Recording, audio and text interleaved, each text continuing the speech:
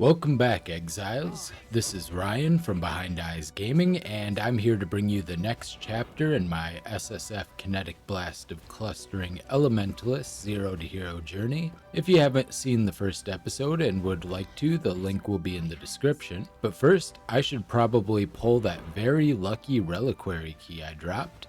What could be in it? Is it possible I'll start my mapping journey with a shiny new mage blood, a headhunter, perhaps even some other useful build enabling unique? Nope, just a Lactonial Caress, and this is why I sell these in Trade League.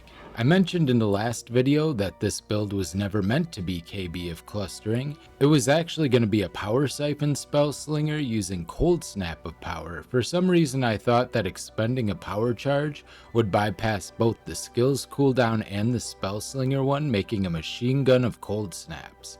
This obviously isn't the case, but I didn't know that at the time, and it didn't stop me from spending an hour farming lab in order to get it.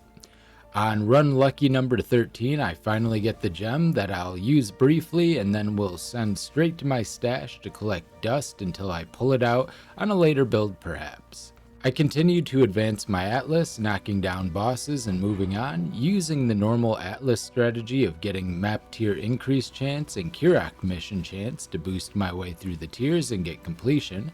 After getting Shaping the Mountains, Solidarity, Shaping the World, and Commissioned Officer, I beeline up to Unwavering Vision to get 20 more Atlas points and use them to get the rest of my map sustain nodes as well as some quantity, and then I get the whole quantity circle, and finally I add on some strong boxes and essences just to make a pretty well-rounded starter tree.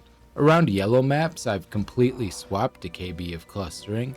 I don't really understand the build yet, so I'm making a ton of mistakes in the build that will continue for quite a long time. I only get the build properly going around the time I get to take down Searing Exarch, mostly during Exarch. But for low maps, my hobbled together build works like a charm, particularly in the clear department.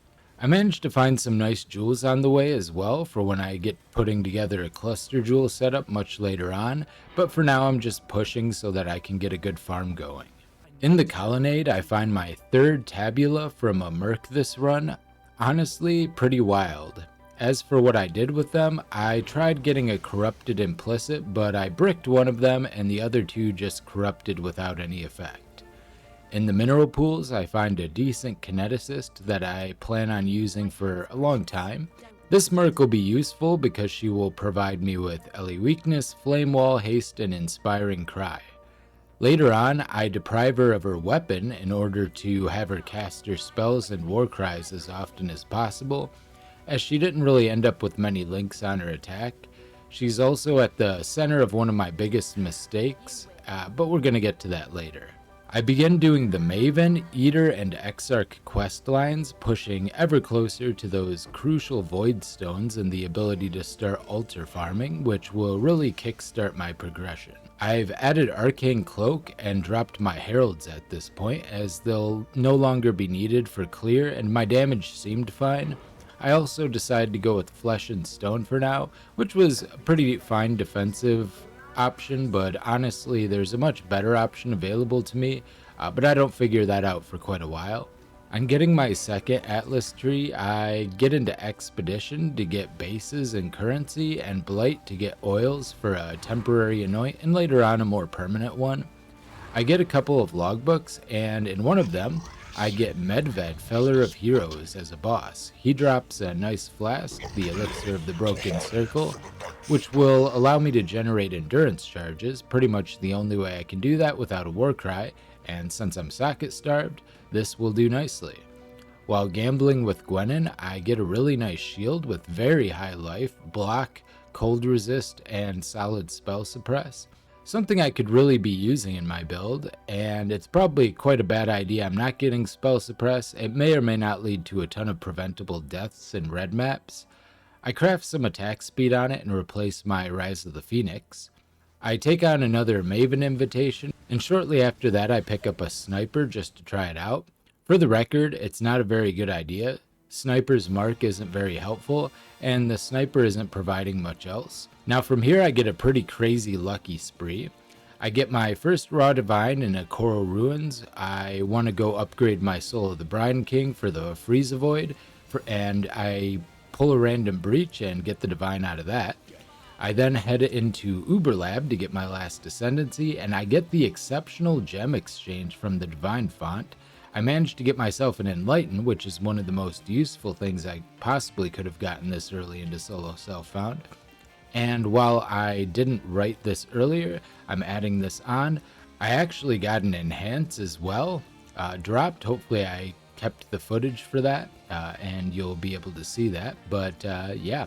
Enhance and Enlighten already, off to a great start.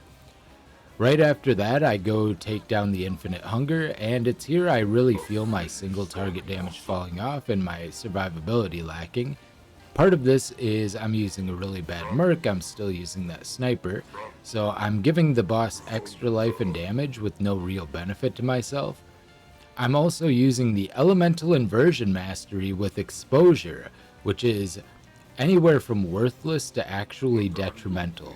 This is something I know better, but just out of habit I clicked the Elemental Inversion Mastery and forgot to get out of it once I started applying Exposure. I do learn some things in the fight though, such as when using Spell Slinger, Hydro Spear is going to show up on your cursor, so if you want to make sure you're hitting and applying exposure to things long distance, you can't just aim the mouse right in front of you. You'll end up just not inflicting the exposure, not doing a lot of damage. This is going to be important for fights where I want to keep my distance because of lack of visual clarity caused by my own skill, and for other reasons such as just the boss being dangerous to be close to. I do end up taking him down though, but not without a couple of deaths. I also killed the Black Star, but apparently I lost the footage for that. It was a much easier fight than Infinite Hunger though, and nothing really important dropped. I think I might have gotten a second tier Ember is all. In the Conservatory, I get my second Raw Divine from a Mercenary. These Mercenaries are still really paying off. I'll need plenty of Divines for metacrafting later on, so I'm really happy to have this. I do some ROG crafting as well and managed to make a pretty nice belt. I slowly start realizing that mana stacking is going to be the way to go. I kind of went over the skill more and thought about it a little bit more, and that's going to open up a lot more opportunities with the build in the future. Then I make a mistake that's going to set me back pretty much more than anything else that I do. I decide to directly replace my Kineticist, which was level 74, with a fresh new level 82 one. 8 levels higher would be a huge help, of course. I really wish I had thought this through and dismissed my Sniper instead so that I had a backup though, because I decide to strip my current Kineticist of her gear and dismiss her, and then I promptly lose the fight to the new one.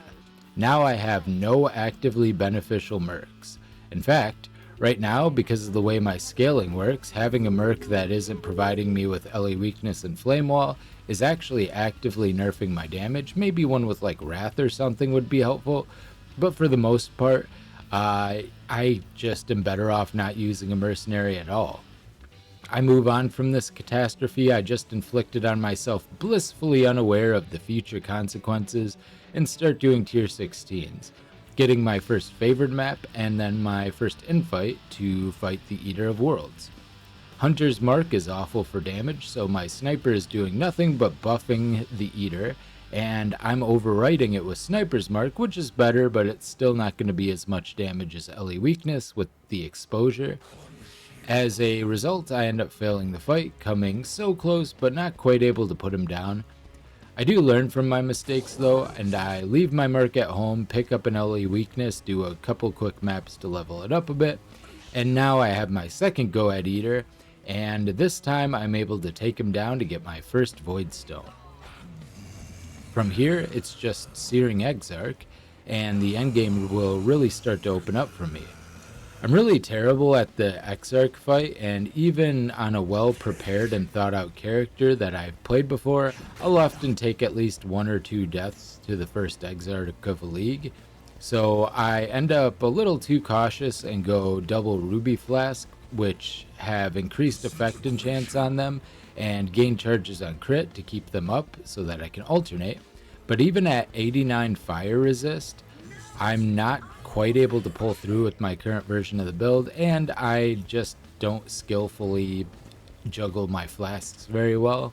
It also doesn't help that in the ball phase, if I stand too close to my golems on accident, the balls will hit them, explode, and the AoE splash will hit me.